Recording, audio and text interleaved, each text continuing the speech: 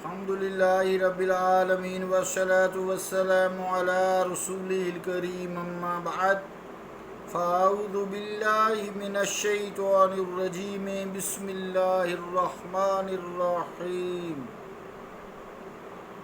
وعن أبي هريرة قال قال رسول الله صلى الله عليه وسلم إذ وقعت الفارة في السمن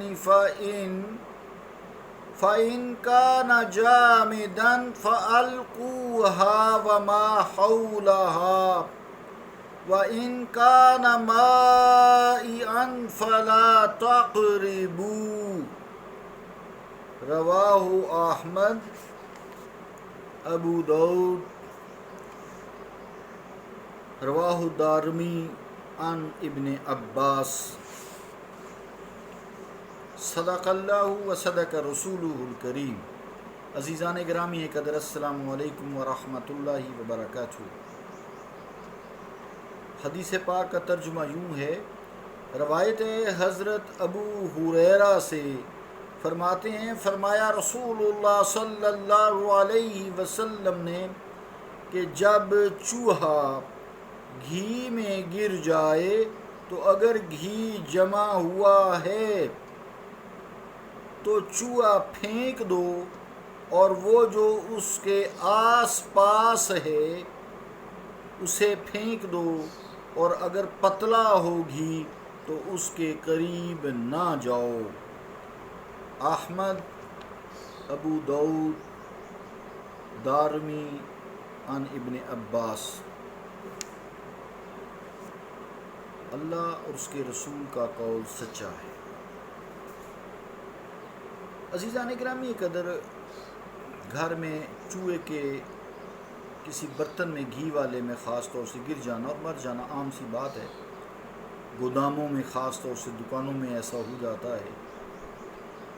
تو یہاں حدیث سے مراد یہ کہ اگر چوہا گھی میں گر گیا اور گھی جمع ہوا ہے، ایک ہوتا ہے آئل، وہ جمتا نہیں ہے، گھی جم جاتا ہے، سب کو پتہ ہے، اور وہ گرنے کے بعد مر جائے تو اسے نکال کر پھینک دو، اور جہاں اس کا نشان ہے آس پاس، ومن حولہا، یعنی وما حولہا، جو اس کے قریب ارد گرد ہے، اس کے جوار میں ہے، قریب و جوار میں ہے، قرب و جوار میں ہے، یہ لفظ ہے، تو اس گھی کو جہاں چوہا گرا تھا وہ بھی اور اس کے ارد گرد کو پھینک دو، یعنی اس سے متصل گھی جو ہے وہ کسی چیز کے ساتھ کھرچ دو اور پھینک دو۔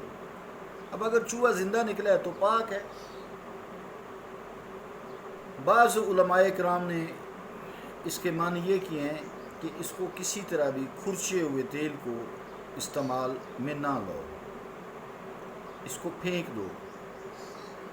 تو استعمال میں جیسے ایک تو ہوتا ہے کھانے میں نہ لاؤ، یہ تو قطع نہیں کرنا چاہیے، کھانے میں نہ کھاؤ، لگانے میں نہ لگاؤ، چراغ جلانے میں نہ جلاؤ۔ کچھ علماء خیر فرماتے ہیں حق یہ کہ اس کا مطلب یہ ہے اس کے کھانے کے قریب نہ جاؤ، جیسے کہ حدیث پاک میں ہے کہ فلا تقربو، اور یہ وَإِنْ كَانَ مَائِعًا، اگر مایا ہے، پگھلا ہوا ہے تو یا گرم ہے، جیسے دیسی گھی پہلے گرم کرتے ہیں، تو اس کے کھانے کے قریب نہ جاؤ۔ دوسری طرح کا استعمال درست ہے، جیسے کسی چراغ میں روشن کر لینا، اس کا سوپ بنا لینا، صابن بنا لینا، جیسے تیل ناپاک ہو گیا نا تو اس کا صابن بنا لیں، وہ جب گرم وغیرہ ہوگا تو اس کے جراثیم بھی مر جائیں گے، اور آگ جو ہے کسی چیز کو پاک کر دیتی ہے۔ اس حدیث پاک کا بھی وہی مطلب ہے جو پہلے بیان کیا گیا ہے۔ اگر گھی پتلا ہے، رسول کریم صلی اللہ علیہ وسلم تو قطعاً فرما دیا نا، اگر مایا ہے تو فلا تقربو، اس کے قریب نہ جو کسی دوسرے استعمال میں مراد یہ لے آؤ۔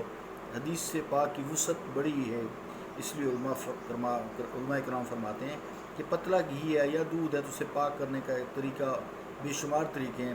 ایک بہترین طریقہ یہ ہے کہ اس کو صاف گھی کے ساتھ ملا کے بہا دو۔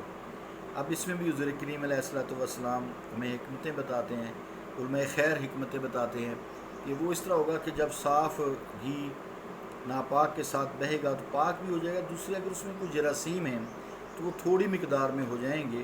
جسم کے اندر امیونٹی یعنی بیماری کے خلاف تو قوت مدافعت پیدا کر دیں گے لیکن بیماری پیدا کرنے کے قابل نہیں رہیں گے.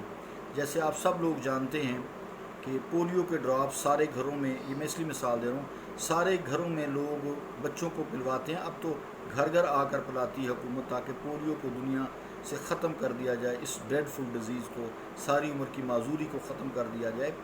اللہ تعالیٰ بہتر کرے ختم ہو جائے. کافی حد تک ختم ہو چکے، کچھ چیدہ کیس ڈائگنوز ہو جاتے ہیں.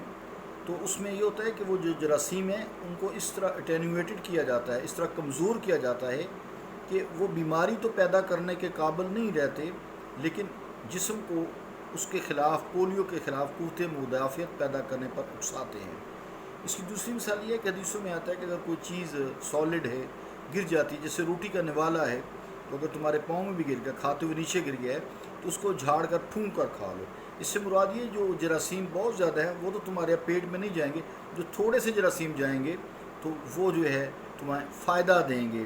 اس میں تمہارے جسم کے اندر قدرتاً قوت مدافعت ساری عمر کے لیے پیدا ہو جاتی ہے.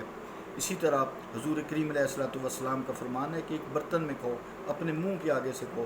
جب تم منہ میں ہاتھ ڈالو گے تو تھوڑے سے جو جراثیم اگر تمہارے منہ میں ہیں یا ناک میں سانس بھی لے رہے ہو تو وہ تھوڑے سے کھانے میں شامل ہو جائیں گے. تو دوسرا بھی جب کھائے گا تھوڑے سے اس میں چلا جائیں گے، اس کے تھوڑے سے آپ میں آ جائیں گے. اس طرح اندر جراثیم کے خلاف جو ہے جسم قوت مدافعت پیدا کرتا ہے اور انسان کی، اس کو ہم کہتے ہیں ویکسینیشن ہو جاتی ہے، نیچرل. یہ نیچرل ویکسینیشن حضور کریم علیہ الصلوۃ والسلام کی سنتوں میں بتائی گئی ہے، کھانے کے آداب میں. اسی طرح اگر وہ زیادہ چلا جائے گا، اگر تم کسی کے منہ سے کھاؤ گے تو تم بیمار پڑ جاؤ گے. جو اس کو بیماری ہے اس میں تو اس کا قوت مدافعت ہو لیکن تم میں ابھی پیدا نہیں ہوئی. تو اس طرح کے حضور کریم علیہ الصلوۃ والسلام کے جتنے فرمان ہیں وہ اس میں ہمارے لیے بھلائی ہے اور بھلائی کے علاوہ کچھ نہیں ہے. تو شر سے بچنے کا یہی طریقہ ہے کہ حضور کریم علیہ الصلوۃ والسلام کی سنتوں پہ عمل کیا جائے. صلی اللہ تعالیٰ علی رسول خیر خلقہ محمد وعلی آلہ واصحابہ اجمعین برحمتک یا ارحم الراحمین.